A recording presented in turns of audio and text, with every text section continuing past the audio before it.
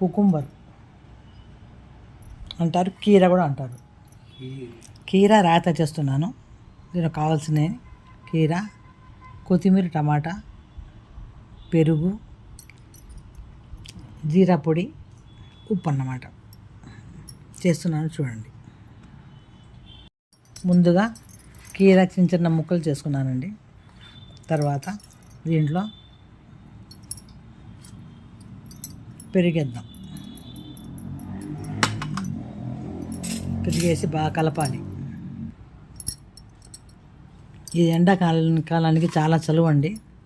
కొత్తిమీర, టమాటా,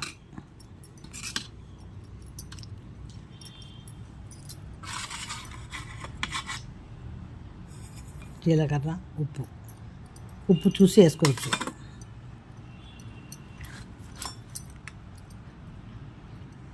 ఈ ఎండలకి చాలా చలువండి. ఇది ఆరోగ్యానికి కూడా చాలా మంచిది. పిల్లలు తినచ్చు, పెద్దలు తినచ్చు. చూద్దాం ఎలా ఉందో రుచి.